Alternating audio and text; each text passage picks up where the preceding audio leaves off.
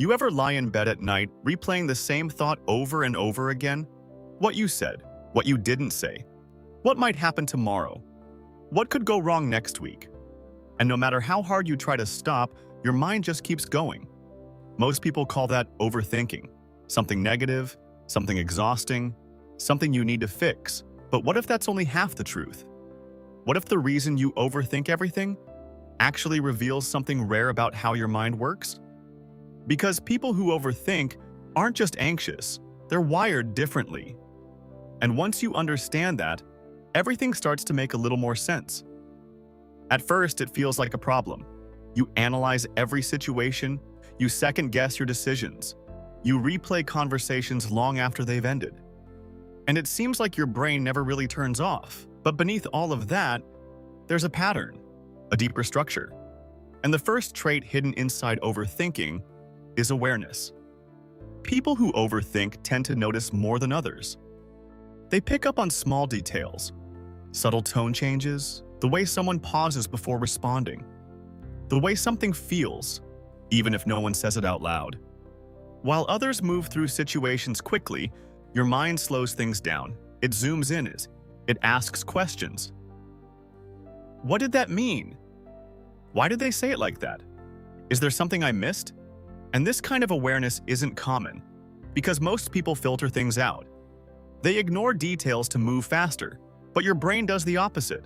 It collects information, and later, it processes it. That's why you replay things, not because you're weak, but because your mind is trying to understand more than what's obvious. And that leads to the second trait, depth of thinking.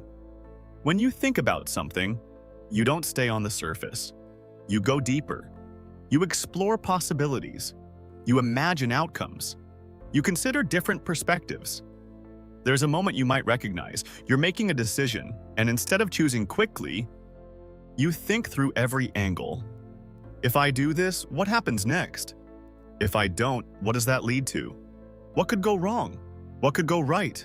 And while that can feel overwhelming, it also means your mind is capable of complex thinking. The kind that sees beyond the immediate moment. The kind that tries to understand the bigger picture. But here's the trade-off. The more possibilities you see, the harder it becomes to choose one. And that's where overthinking starts to feel like a trap, because your mind doesn't just see options, it sees risks. And that brings us to the third trait, anticipation. People who overthink are constantly trying to predict what might happen, not in a dramatic way, but in a quiet, ongoing process. What if this goes wrong? What if I missed something? What if there's a better option? And this comes from something deeper. A desire to avoid mistakes, to avoid pain, to avoid uncertainty. Because when you've experienced situations where things didn't go as expected, your brain learns. It tries to stay one step ahead. It prepares. It anticipates. And over time, that becomes automatic. But the problem is, not everything can be predicted. Not everything can be controlled.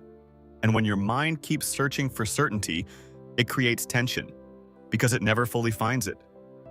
There's a scene that explains this perfectly. You send a message, and now you're waiting for a reply. Minutes pass, then hours, and your mind starts filling the silence.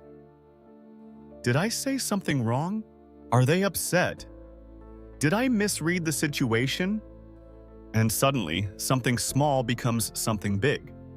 Not because anything actually changed, but because your mind is trying to complete the story. And that leads to the fourth trait, emotional sensitivity. People who overthink don't just process information, they feel it deeply. A small interaction can stay with you longer. A slight change in someone's behavior can affect you more. Because you're not just experiencing events, you're experiencing the emotional layer behind them. And that makes you more empathetic, more aware of others, more connected.